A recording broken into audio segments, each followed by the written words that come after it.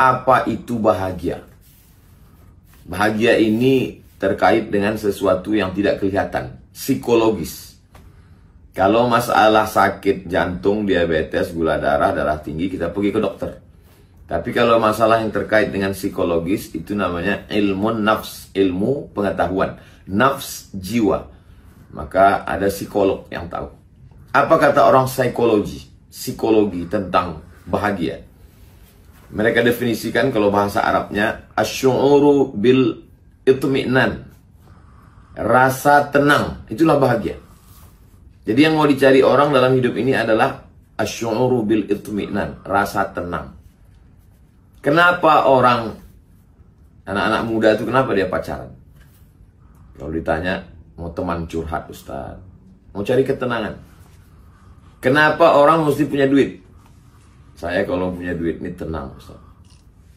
Kenapa orang, mohon maaf, pergi ke diskotik? Saya capek lelah kerja, saya mau ke karaoke, saya mau menikmati uang saya, mau tenang. Semuanya hidup mau tenang. Kenapa orang ke gunung? Mau tenang. Kenapa menyelam? Mau tenang. Kenapa orang naik motor? Riding. Semuanya ingin asy'uru bil itmi'nan, mau mencari ketenangan. Nah, jadi lalu bagaimana dengan ajaran Islam? Apa itu bahagia? Maka kalau kita lihat dalam hadis Nabi Shallallahu Alaihi Wasallam, ada dalam Sahih Al Bukhari, man asbaha minkum aminan fi sirbihi. Siapa yang di awal harinya, paginya, bangun tidur, aminan fi sirbihi, jiwanya tenang. Nah, jadi memang kenapa ada kesesuaian antara ajaran Islam dengan psikologi? Al-hikmatu dhallatul mu'min. Hikmah itu milik orang beriman. Aina wajadaha fahuwa ahaqqu biha. Dimanapun dia menemukannya, berarti itu milik dia. Mohon maaf, nauzubillah, kalau cincin saya ini hilang, lalu saya ketemu di jalan, dipegang orang. Saya kenal cincin ini, saya tahu. Maka saya katakan, itu milik saya. Betul itu milik saya.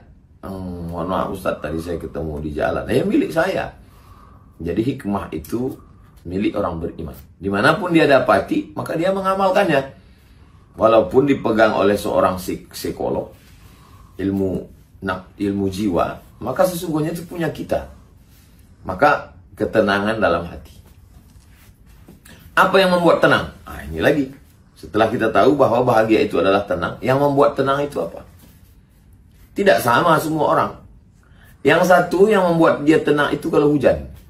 Saya kalau hujan, Pak Ustadz, saya tenang sekali. Kalau yang satu enggak. Saya yang buat saya tenang itu kalau panas.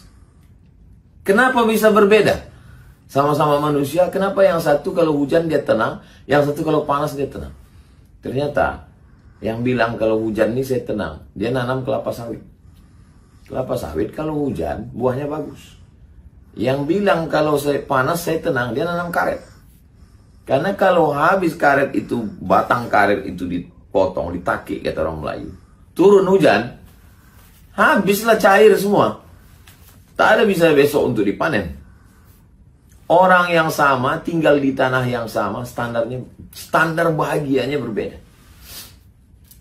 Yang satu kalau udah panas, aduh senang sekali saya panas. Yang satu kalau udah hujan, kalau udah panas, aduh.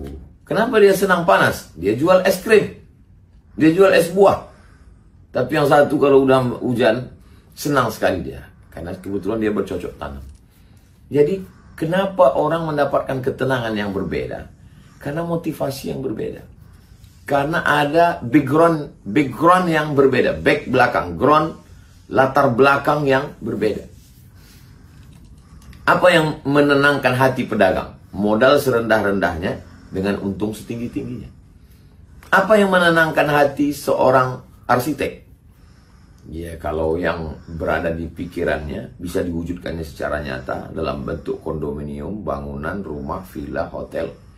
Dia bahagia sekali. Berapa lama kebahagiaan itu bertahan dalam hatinya, ketenangan itu. Nah, jadi memang kita perlu bahas kenapa orang menjadi tenang. Dan apa yang membuat dia bertahan lama tenang. Maka dalam hadis dikatakan, man asbaha minkum aminan fi sirbihi. Siapa yang di awal hari pagi hatinya merasa tenang. Mu'afan fi jasadihi, badannya sehat. Paginya tenang, badannya sehat. Wa indahu qutu yaumihi. Qut artinya makanan. Makanan pokok. Lebih khusus lagi qut, pakai wauta, qut artinya makanan pokok. Ada yang dimakan hari ini, faka'annama hizat lahu dunya bihadzafiriha. Maka dialah pemilik dunia beserta isinya. Jadi standar bahagia dalam Islam itu simpel sekali. 3 saja.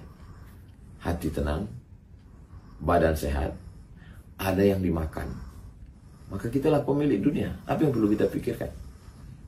Jangan terlalu larut melihat masa lalu, sedih berkepanjangan. Jangan terlalu cemas melihat masa akan datang. Ketakutan yang tak berhenti, memicu asam lambung, naik darah tinggi, jantung koroner, gula darah, detak jantung, emosi tidak stabil. Nikmati saja yang ada sekarang. Bangun tidur, alhamdulillahilladzi ahyana ba'da ma amatana wa ilaihi nusyur. Lihat, alhamdulillah badan sehat. Ada yang bisa dimakan hari ini? Makan. Faka'annama hizat lahu dunya bihadzafiriha. Maka engkaulah pemilik dunia beserta isinya. Berapa banyak orang kaya, jangankan bayar dokter spesialis, dokter pribadi, rumah sakit bisa dia beli, tapi kesehatan tak bisa dibeli. Kita bisa beli tempat tidur yang harganya 100 juta. Pergi ke mall nampak 100 juta. Orang-orang kaya tuh upil sama dia 100 juta. Tapi ada yang tidak bisa dibeli. Apa? Tidurnya nggak bisa dibeli. Tempat tidurnya bisa, tapi tidurnya tidak. Kebahagiaan adalah ketika kita bisa menikmati apa yang bisa kita nikmati sekarang. Tidak terlampau melihat masa lalu. Adapun masa lalu yang penuh dosa, maksiat, kita bertaubat. Mandi taubat, sholat sunat taubat, istighfar, minta ampun pada Allah. Lalu kemudian masa kecil penuh penderitaan. Anggap itu sebagai bagian dari pendidikan. Husnuzon pada Allah.